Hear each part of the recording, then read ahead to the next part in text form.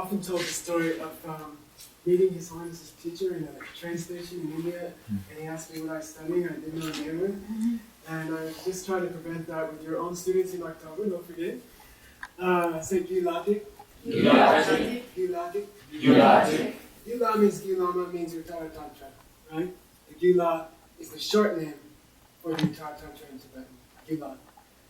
Tik means commentary. It comes from Sanskrit, tika. And the author of the Tibetan book, Tibetan commentary, has chosen to name his book Gyulatik, which means tika on the Gyulama, which means a commentary on the Gyulama. So if somebody says, what's the main book you're studying for your class? You can say, I'm studying Gyulatik. Who wrote it? Oh, Gyaltsab. Say Gyaltsab. Gyaltsab.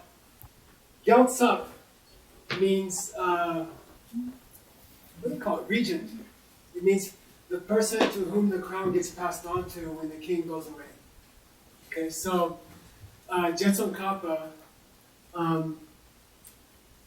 before he passed away, he passed on the lineage to Gyaltsab. That's his right-hand man. Whenever you see a painting of Jetsun Kappa with his two disciples, the one on his right, which is your left, is always Gyaltsab. Okay? So Gyaltsab means the grade of the Lord, like Jetsun Kappa, and Gyaltsab means Yuvaraja, young king in Sanskrit, which means the regent. Okay? The regent. So Gyaltsab is the first holder of the throne of Jetsun Kappa after Jetsun Kappa passed away.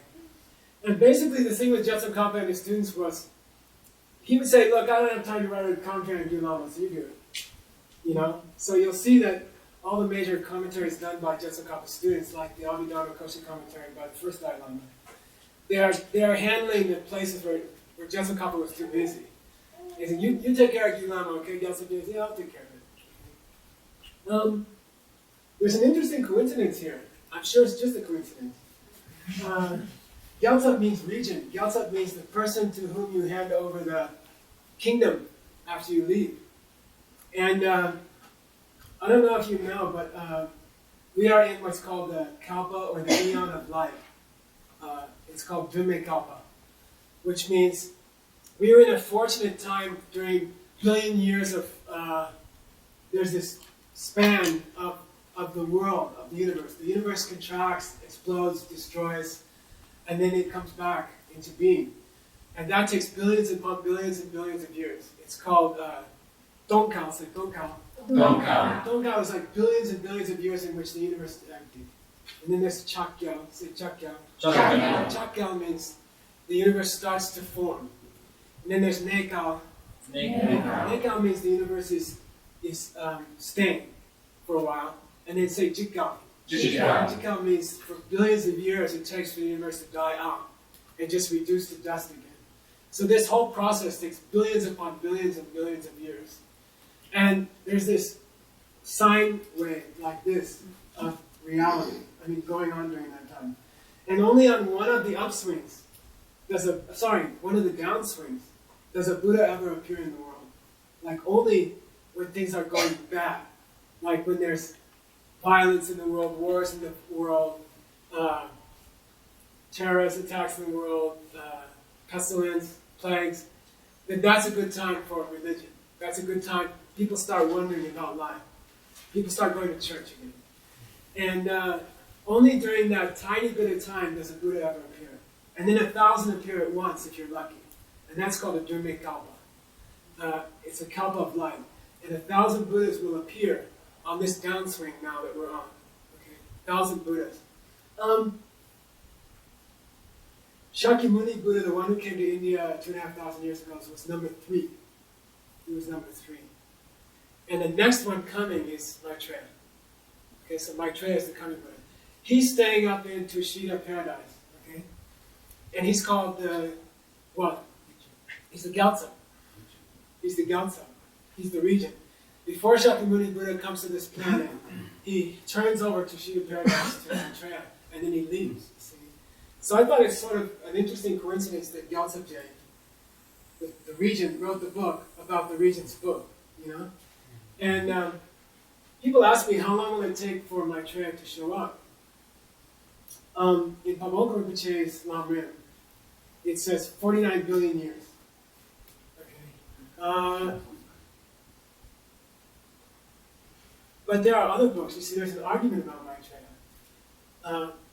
And now I'm going to talk a little bit about Maitreya. See, Maitreya is said to be, he was a bodhisattva during the time of Lord Buddha.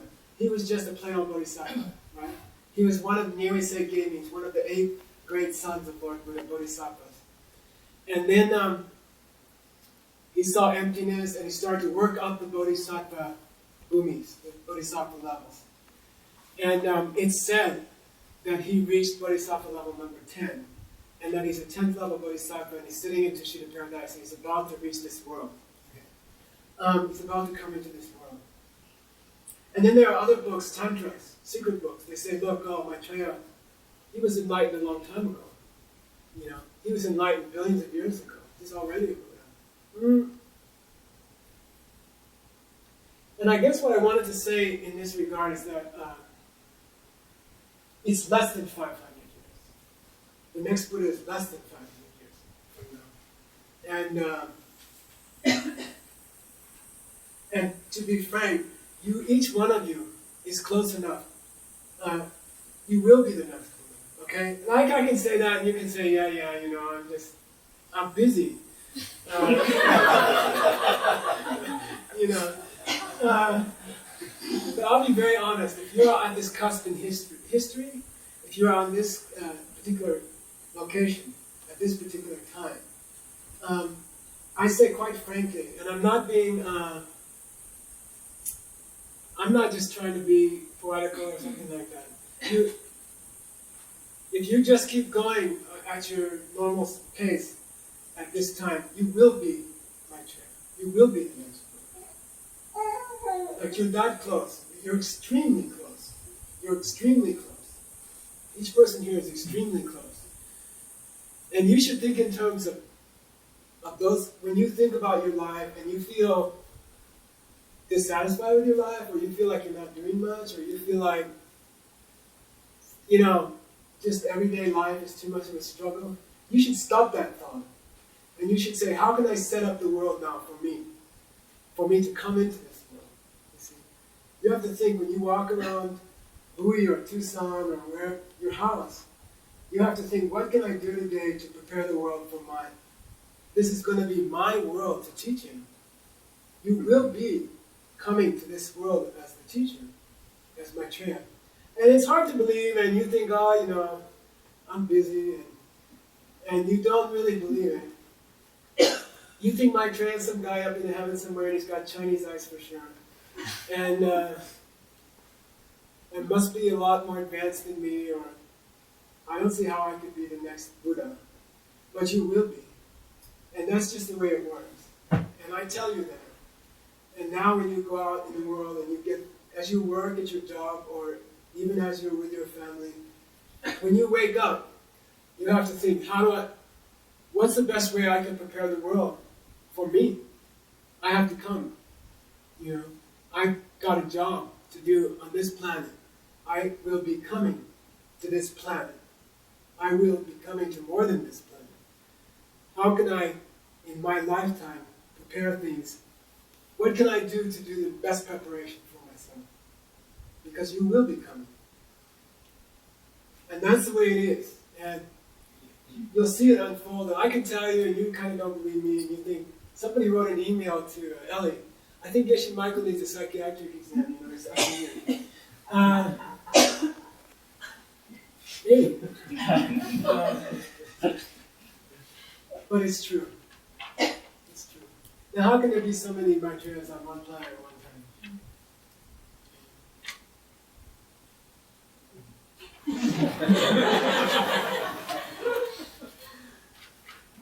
6 questions of the king.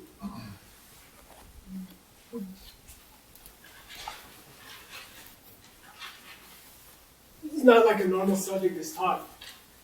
But I read them over again. I said, God, we gotta put this in the course. This has gotta be part of the course. So we don't have much time. We'll go through them a little fast. But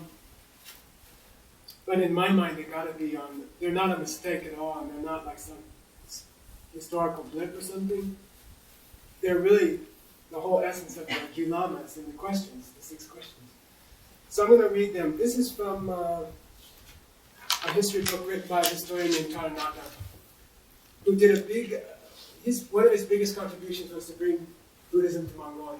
So all those who've been to Mongolia, it was really Taranaka who did most of the work.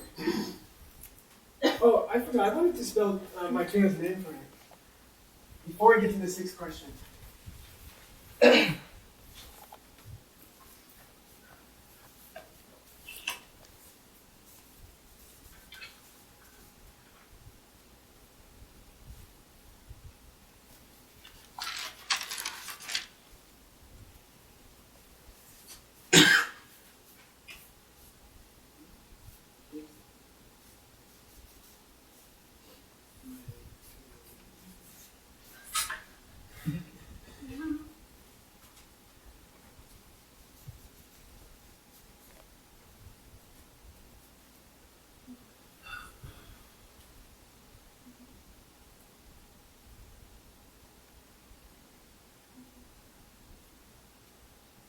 Say Champa. When you become a monk, when they give you your vows, your first name is normally the first name of the person who gave you your vows. Normally the abbot of the monastery gives all the vows in the monastery. And normally the abbot is elected for like 3-year term. So our abbot, when I was there in my early years, was named Jampa Denya. And he got re-elected 4 times. So for 12 years, every monk in the monastery who got vows was named Jampa. So I've made like 100 Jampas running around the monastery. And like people say, I'm Jampa 73, you know. The Jampa in Hall is one of those Jampas, just so you know. Jampa Lui. So Jampa means love. Jampa means love. It's the desire to give people everything they need. It's the desire to give people everything they hope for. That's called Jampa. So his name, Maitreya means love. We talked about it in the Yoga Sutra, but Maitreya comes from a root mit, which means to mix or to be friendly. And like Kalyana Mitra, the old Sanskrit word for Geshe, which means spiritual friend, means that. That came into Latin as being married from mink, and then it means to mingle or to get mixed together. So it means to be friendly or to mix with people. And Maitreya does just that. Sometimes he's called Jamgun.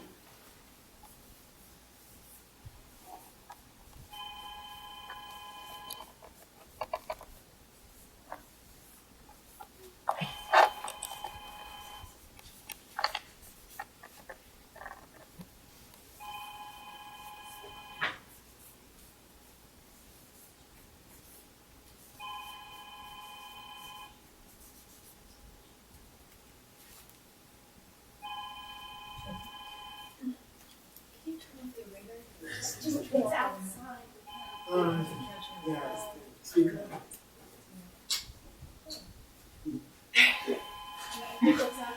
It's okay. It's okay. Say Jamgun. Jamgun. Like some of you have heard people, Tibetan lamas with the word Jamgun in front of them. Jamgun means gentle.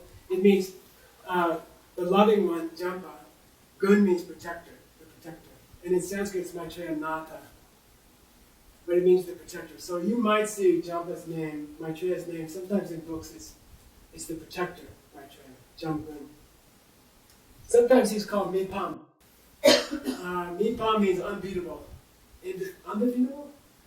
And that's a jitta in, like I had a Daimyo friend named Ajit.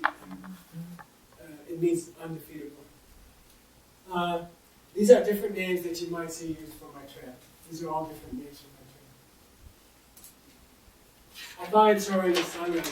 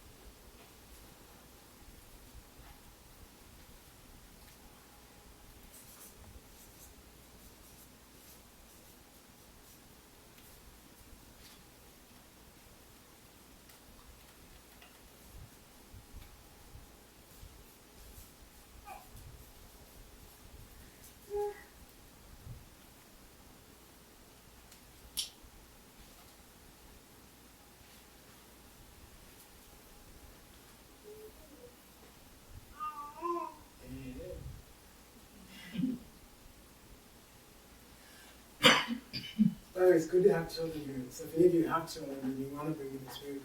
Okay? It's a class, anytime. You might,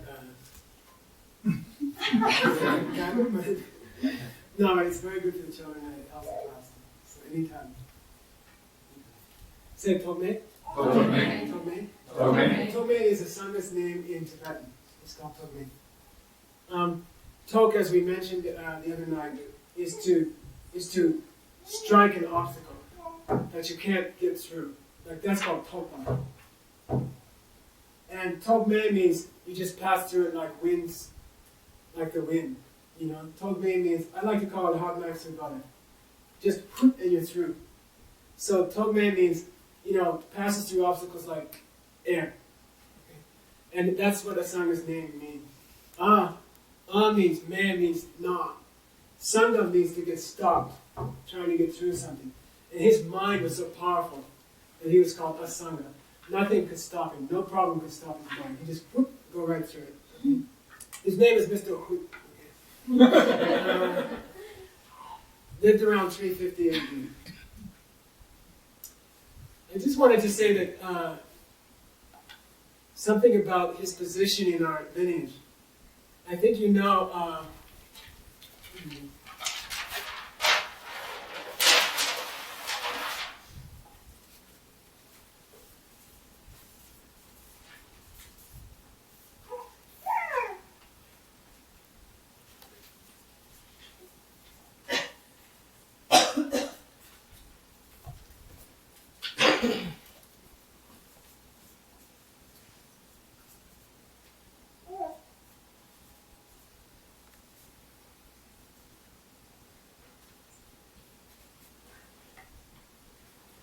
You can split the long rim. All the teachers of the long rim, the lamas of the long rim, can be basically divided into Gyatchen Chepa, which means Bodhisattva activity side of the lineage, and then Samotagyu, which means the emptiness side of the lineage. And this side of the lineage comes down from Lord Buddha through Manjushri, and then Nagarjuna, mainly.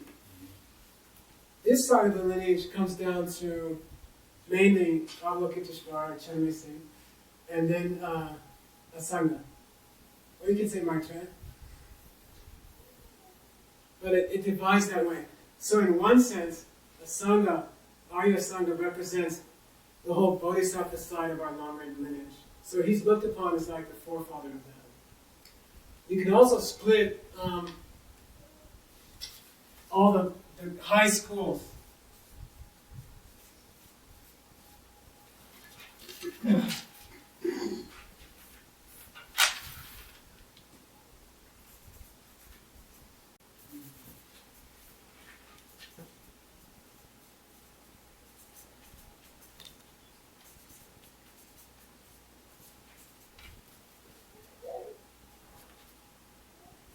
can split the higher schools into middle way and minor way. And there's this big deal called the inventors, you know, the two inventors. Like there are only two people in history before Tsongkhapa that were considered so important in the world as to be considered like a second Buddha in the world. And they are Nagarjuna and Asanga. So Nagarjuna is considered the founder of the middle way school in modern times, after the Buddha. And then Asanga is considered like the founder of the mind-only school. Which makes Asanga a mind-only practitioner, right? Yeah. Okay? He's not. He's not. You know, he was predicted, right? He would clean up the mess about the second and third turnings of the wheel. He would clarify what the Buddha really meant, what the Buddha didn't really mean. You know? But in so doing, he clarifies the lower version of emptiness, mind-only. So he's remembered for that. So his name is attached to this side of the family. So that's two ways to look at Arya Sangha. How do we know he's an Arya? How do we know he saw emptiness directly? There's a big debate in the scriptures, you know, and I've been reading some of the histories of Sangha, but some books say that when he got to Tushita, he gained Chugyun Yintingenzen. Say Chugyun. Chugyun Yintingenzen. You know what it is? 8 tones. Not Chugi. Chugi? Remember everything that you ever learned? Yeah, it's a kind of samadhi. It's a kind of concentration. When you reach this level, you remember all the Dharma teachings you ever had for all your lifetimes. Just boom. And it's very noticeable. Like you start to recall stuff you heard 3 or 4 years ago. And then 5 years ago, then 10 years ago. And then you can trace it back to the beginning of your life. Things that you were taught. But you get some kind of deep samadhi where just everything you ever heard, like every ACI course you ever heard, you can quote pages from it. And you know, people here, a lot of people here have pieces of it. You have hints of it. Like just things pop in your mind and you're able to roll things off your tongue. You've got a little taste of Chugi and your things in. Some of the retreatants in 3-year retreat were getting it. It was very sweet to see. It was really powerful. Like there were people who didn't know Tibetan and then towards the end of the retreat they got 2 weeks training and they were reading Tibetan. They were able to just read it. The sounds like that, you know. And I felt like they were getting Chugi and things in. But it's a powerful sign and it comes, do you know when? Jolam Sut. See, Jolam Sut.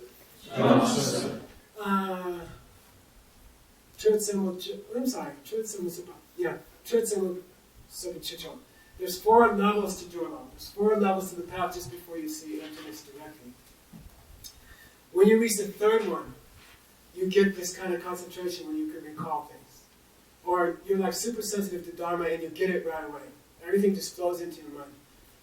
People say that Arya Asanga got that when he stepped into Tushita paradise.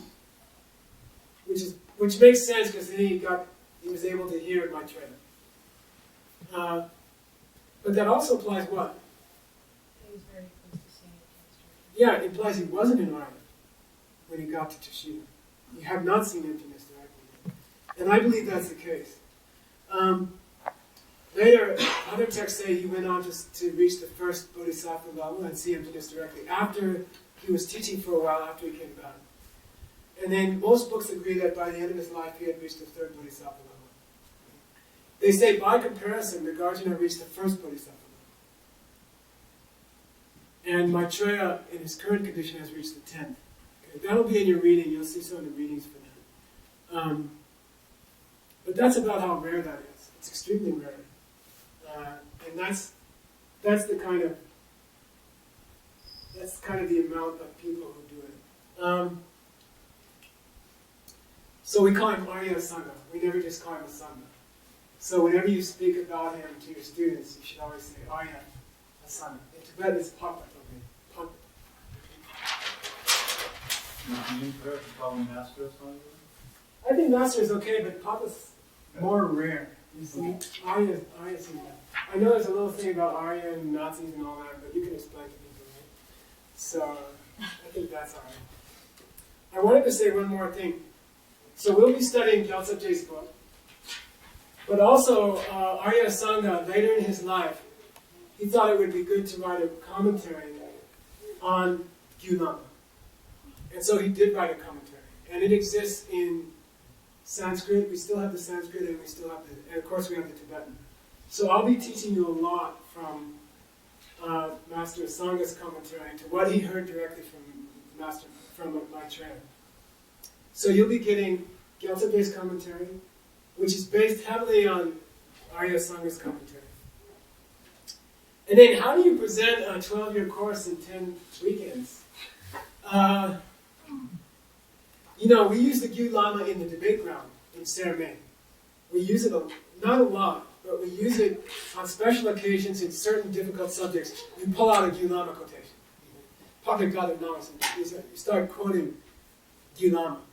Like, Gyu Lama is particularly known in Serme, the best monastery in the universe, for being effective in certain arguments. There's certain places where Gyu Lama really tells you the bottom line on something. So what I thought for this course is we pull out those parts.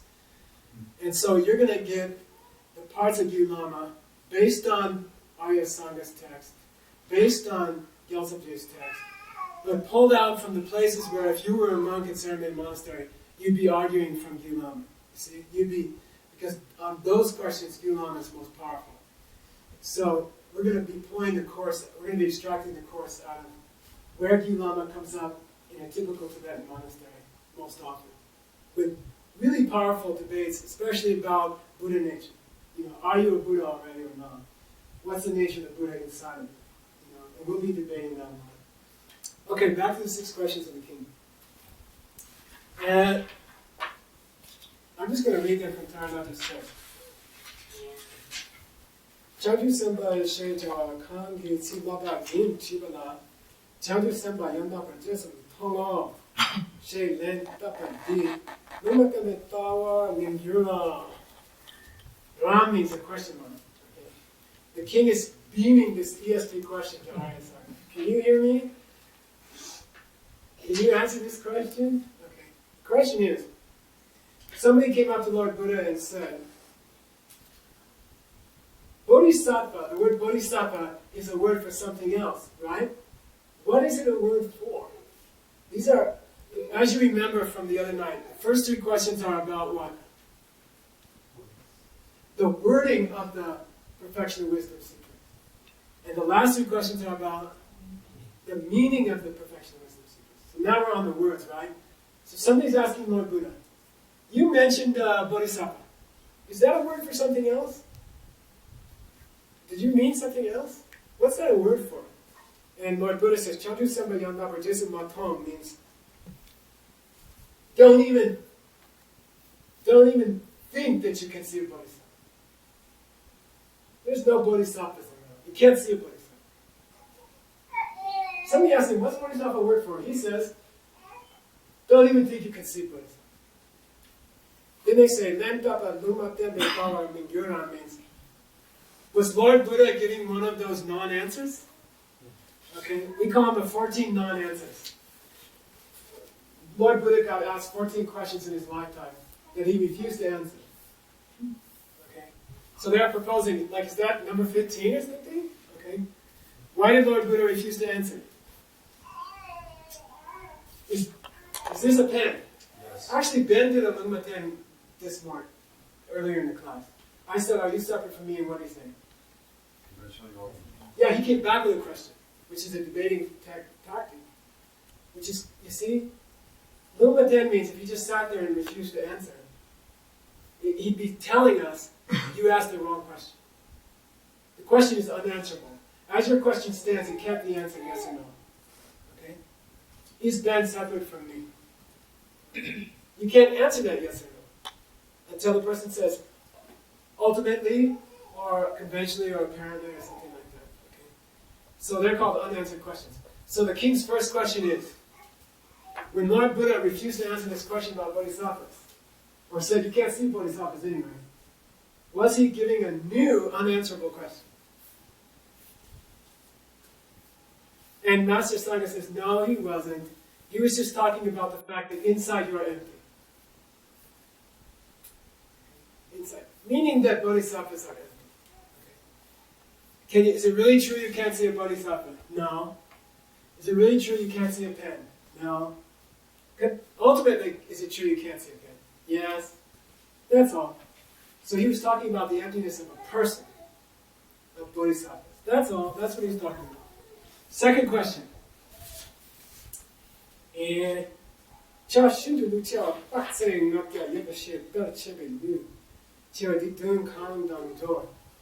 Lord Buddha was talking about some big bird. He's got wingspan of 500 yojana, which is 750 miles. Okay? What was Lord Buddha really talking about? Okay? And the answer on the next page, he was saying, look, if you want to get into the business of dealing with emptiness, you're going to need a hell of a lot of good karma. Your karmic wings have to be 750 miles wide. Or you can't even, you'll sit here and you'll get bored to death and you won't come back. I mean, it's not only that reason, but in general, to listen to emptiness, to understand emptiness, to give the right answer about the pen, to have the karma to do that is extremely rare. Extremely rare. And you guys all have it. Yeah. Last question. Last of the 3 questions. Read Natsaki Tsema Matona, Gyatso Dan Taneo Shepala, Tsema Matone Sansam, Kanga Che Chepa. Check this out. That's why I couldn't remember it the other night. when you no longer see any sign of the mountains and the forests, okay? When you no longer see any signs of the mountains and the forest, you will know you are close to the ocean. What is the line at which you can see the signs? What is the line at which you can still see the signs? I'll say it again. When you can no longer see any sign of the forest, of the mountains and the forest, you know you are approaching the ocean. What is the line at which you still see the sign? Just take a shot. Who wants to take a shot? What's he talking about? You want me to say it again? What did I say? Oh, when you no longer see any sign of the mountains and the forest, you know you're getting close to the ocean. What's the line at which you still see the signs? Is it maybe a moment when you're noticing you're experiencing emptiness directly, and you start to wonder on seeing emptiness directly, and then Close. Is it, yeah, Chichok. Ah, 10. Is it Chichok? What's Chichok? Anybody? What's Chichok? Chichok, yeah. Direct conception of dependent origination. Yeah, which happens, Just before you see this, right? yeah, in a minute, like hour. Like the hour that you see emptiness directly, you reach Chichok. And specifically, you reach what we call Chichok Chewa. Chichok Chewa means big stage Chichok. Like there's a lower stage Chichok, medium stage Chichok, and big stage Chichok. Lower stage Chichok is like 2 hours before. Middle stage is like an hour and a half before. Chichok Chewa occurs like that's the moment you see the dependent origination of the pot directly. Are those 3 or 4 parts of Dharma? It's the 3 parts of the 4th part of Dharma. Yeah. 3 parts of the 4th. Yeah.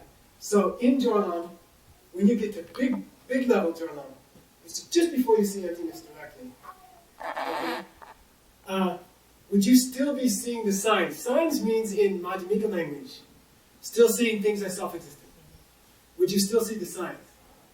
Yeah, but you're getting close to the ocean, and that's the line. That's where the line is. Like you're just coming out of the mountains and the forest onto the beach, and you're just about to lay eyes on the ocean. Okay, let's see what Arya Asanga says. Somebody, the answer to the 3rd question is Chichok Jim. Chichok Jim. They gave the answer. They gave the right answer. It's exactly what Arya Asanga said. That was his answer to it. So it's dependent origination. Seeing dependent origination. Yeah, yeah. Last moments of Dharma. Last moments of the path of separation. Just before you see him. So Arya Asanga answered that one. Now we go on to the meaning. This is a little harder, okay? Let's see how you guys do. I fudged it the other night over here because everybody looked tired and wanted pizza. Not me, of course. Let's find a question.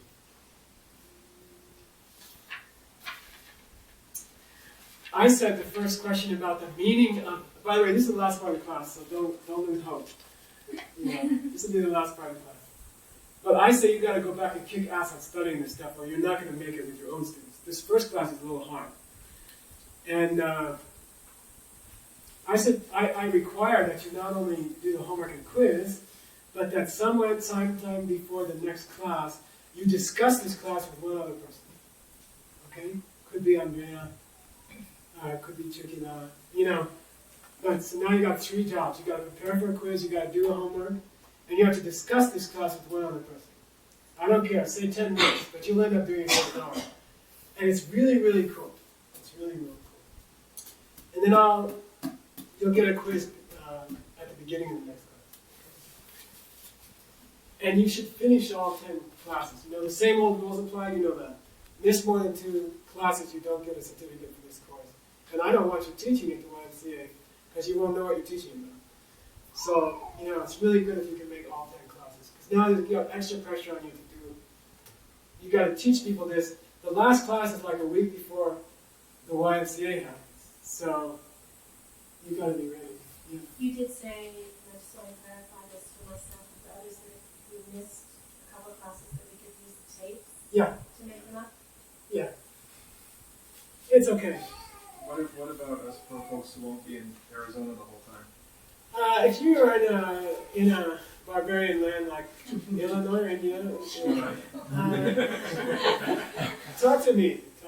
I mean, exceptions for extraordinary things. Like some people are flying to hell to hear His Holiness Ken Buddha's teachings. And if you talk to me about exceptions. But no exceptions, but talk to me. That's the way you see those, right? Kunchi no Bashe Zesu Yuta Me. I said the other night, does storehouse consciousness exist or not? But the real question was, does storehouse consciousness exist in a material way or not? The king was more sophisticated.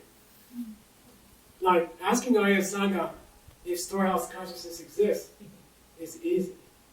Asking whether it exists really is a whole other ballgame. Right? And it's the Ben question. It's the Ben question. Does the projector exist? Is there a place in your mind that seeds are ripening and spewing out your reality? By the way, it comes from a dot at the heart, smaller than the point of a needle. It comes from a tiny dot, Mishibetile, at the heart. It's spewing forth your whole universe. There's a piece in your own heart, in the chakra in the heart, that is spewing forth every detail of this universe as we speak. Does that exist? Does the spewer exist? I mean, that's Yes. of course, because we're here. Okay, we're here. That proves it. But the king was more sophisticated than that. He said, does it exist really, materially, substantially? What do you think Arya Asanga said?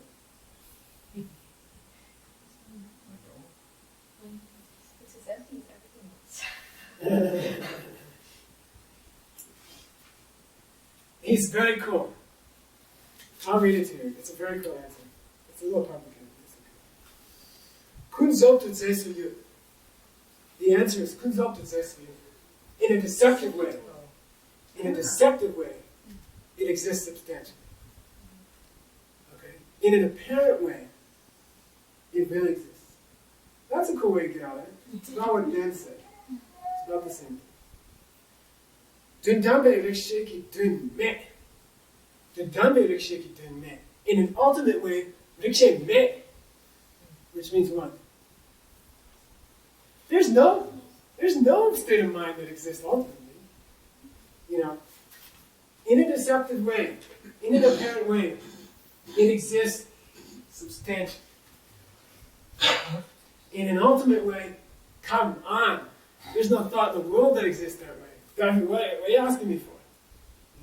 Okay? He gave a really good answer. It's exactly what Ben said when he said, are you talking conventional or ultimate? Now you guys got to be able to explain that to a plain old Joe that you get to mind seeing, right? If they can get to the projector part, is there a part of your mind that's projecting this room? Yeah. Is there a part of your mind that's projecting everybody in this room? Yeah. But are you also projecting that projector? Yeah. Is there any part of your mind that's not being projected? No. Come on, what are you asking that for? Okay, that's how your song is. So you can explain that to people, right? I think what's really important, really important, don't leave people with some philosophical bull. Don't leave them with that. Say, what's this got to do with anything? Well, when you walk out of this room and you go over to 4th Street to get your Mexican dinner and lunch after this class, and the guy spills Coke on your lap just before going back to class and teach to other people, right? You got to think about the projection. You've got to think about the projection. I'm projecting this incompetent because I've been incompetent to others. And if I get mad at his incompetence, I'll come back tomorrow and get another Coke spilled on me. So I'm going to help him clean it up, and I'm going to be calm, and I'll go back and explain to people about projected Coke stains on my nose. And that's the point of talking about projection. That's the point of talking about projection. I mean, you got to take people to the next step, right? I think that's what distinguishes ACI from other, presentations. Sooner or later, people get tired of this intellectual BS about, oh, everything's a projection or not a projection, or it exists or doesn't exist. It doesn't matter. But if it's applied to your real life, you know, if you could clean up your world, like taking a sponge and cleaning up the coat, you know, then it's worth it to go through all these classes. Then it's worth it. No more irritating people in my life. That's a holy goal. You know? That's worth everything. You know? And that's really what people want. Last question. No. How many we got? Oh, there's four. That's four. Ooh. Sorry, we're going so slow, but gee, it happens.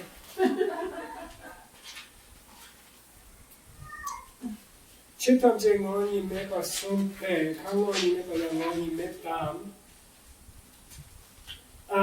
Lord Buddha said that Lord Buddha said that no existing object has any nature of its own. Was he also implying that not having any nature of your own didn't have any nature of its own? I'll say it again. Lord Buddha said no existing object has any nature of its own. Was he therefore implying that not having any nature of your own doesn't have any nature of its own? That's a no-brainer, you know. Is emptiness empty? Yes. Yeah, of course. Okay. I'll prove it. I mean, you can get up and talk about emptiness, and a certain percentage of people in the room will fall asleep. See, they're perceiving it as a boring, irrelevant, uninteresting thing. You know, somebody else in the room suddenly grasp it after the 10th or 100th time hearing it from Geshe Michael, that this could be applied to that irritating person that they live with. You know, like suddenly it just dawns on them, you know. After all these years, you know, he's talking about the person I was staying with. You know, I could apply this in my own house, you know. My roommate is empty. I don't have to see them like this. You know, I could see them as divine being if I could just be more patient myself. You know. The fact that two different people in the room can get two completely opposite understandings of emptiness proves that emptiness is empty. Okay, so that's a no-brainer. Everyone's got that one, right? Don't forget to bring it up to the waiter who spills Coke on you. This one's tough. Good place to stop. Tomani ki chitamje tomani de chip ma chip shepe. Lord Buddha explained that it's not emptiness that makes everything empty. Lord Buddha said, it's not emptiness that makes everything else empty. And the question is, who is it that doesn't make it empty? And what kind of empty doesn't it make? Okay, I'll say it again. These are tough questions. He's a pretty cool king, I think. Lord Buddha said that there's nothing which makes emptiness empty. Who is it that doesn't make emptiness empty, and what kind of emptiness doesn't it make empty? Need it one more time? One more time. Lord Buddha said, there's nothing that makes emptiness empty. I'm sorry, I gotta change it. Lord Buddha said, it's not emptiness that makes emptiness empty. I'll say it again. Lord Buddha said, it's not emptiness that makes emptiness empty. What kind of emptiness was he talking about that doesn't make emptiness empty? What kind of emptiness does not make emptiness empty? Yes. And what kind of emptiness is not made empty?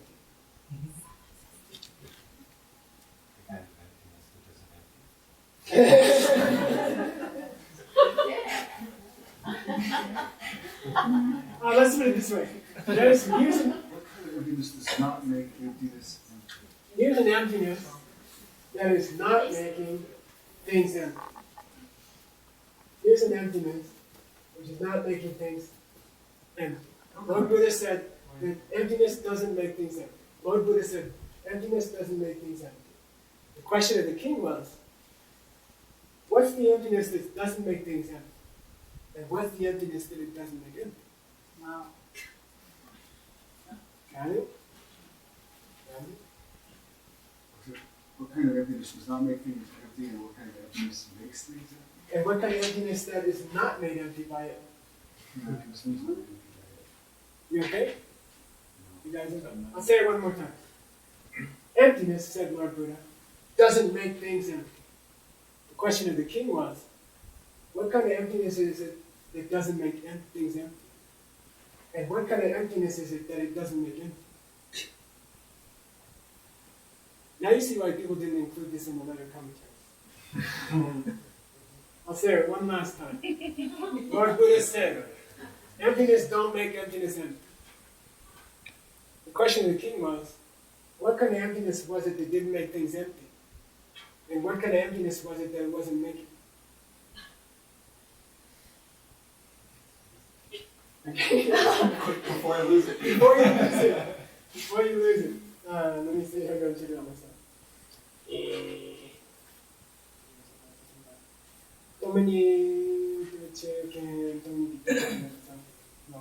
When we talk about the emptiness that doesn't make things empty, we're talking, this one here is the perception of empty.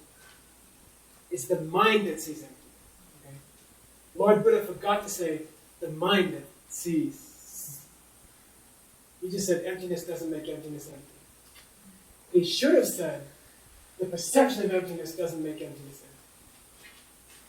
Okay, so this one over here, the one that doesn't make emptiness empty, what Lord Buddha meant was the mind which sees emptiness doesn't make emptiness empty.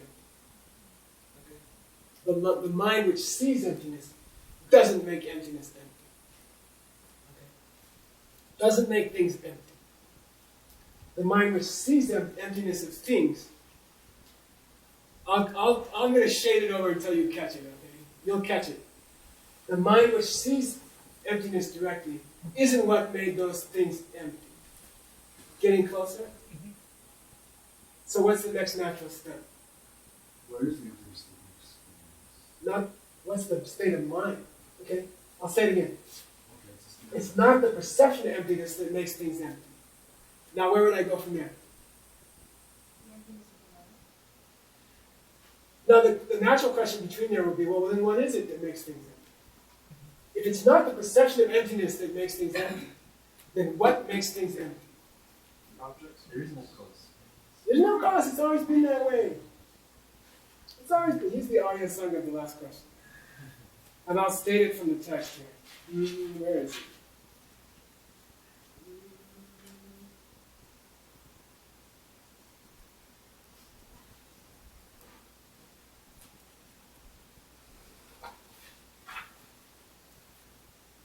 Chi mepa, sorry, Arya chi mepe tso nika gopa yeno.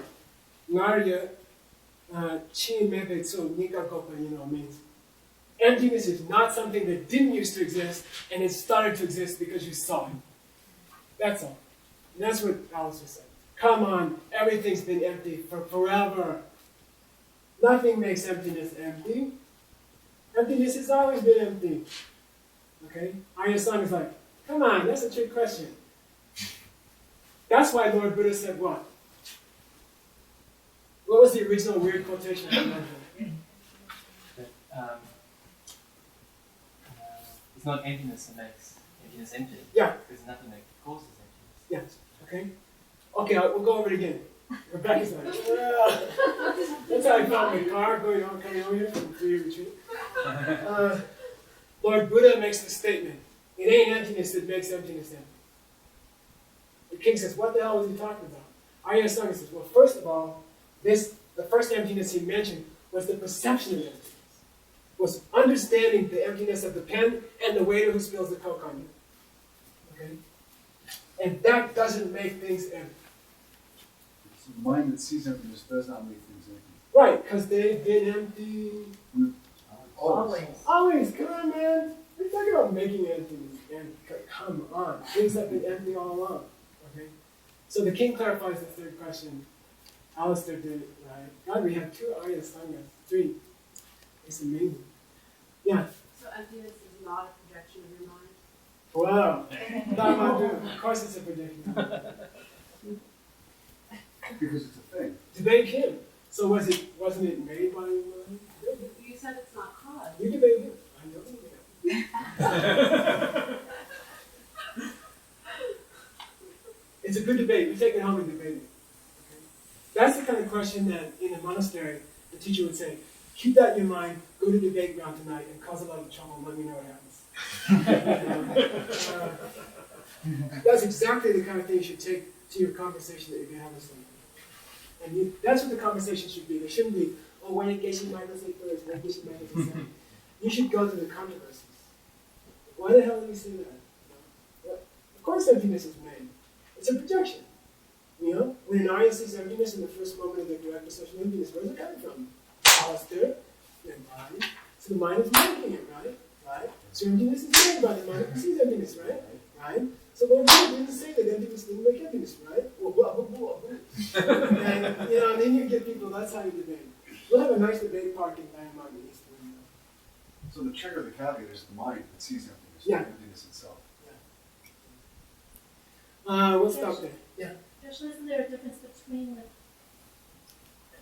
seeing emptiness directly and the perception of emptiness? I don't think so. We can do that. Cool. I think that's a good place to end. Once again. On next class, second class, well, the one reason why I'm very interested in this text is all based on the 7 diamond-like visions. The whole text, the whole structure of this whole book is called the 7 diamond-like visions. Like, this is one of the only books I've ever seen that explicitly mentions diamond-like. And the whole book is dedicated, devoted to 7 diamond-ish visions. That's going to be the whole structure of the text. And just to see that, then I have a lot more faith in this text. So I think, stick around for the second class. We'll start to go through the structure and the 7 diamond-like visions. It's appropriate for diamond mountain, I guess. Yeah. Will the homework be emailed out? I think you got an email homework. So you gotta let. Are you okay? Let's make a list of everyone who's here. Let Ellie know. Everybody give me your email, okay? Or your, yeah, that's all right. Give Ellie your email. We'll email us the questions. Yeah. I'm sorry, I just had the doctor and all that, and then Doubleday decided that the book had to be, which they sat on for 6 months, had to be edited in 1 week. And that was last week, so that's where we ended. Yeah. Okay, I'm sorry to keep you late, but most of you know that's the way it's going to go. He's been doing that for 3 years. Yeah.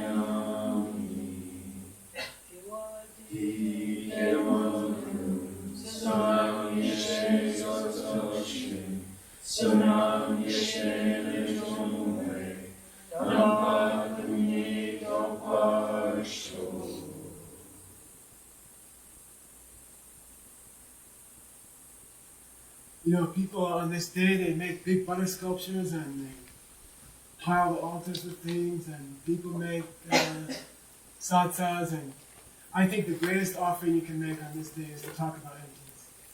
And I think you just made the greatest offering you can make on Buddhahood Day. So be happy and have a nice dinner, right? It's the dinner time.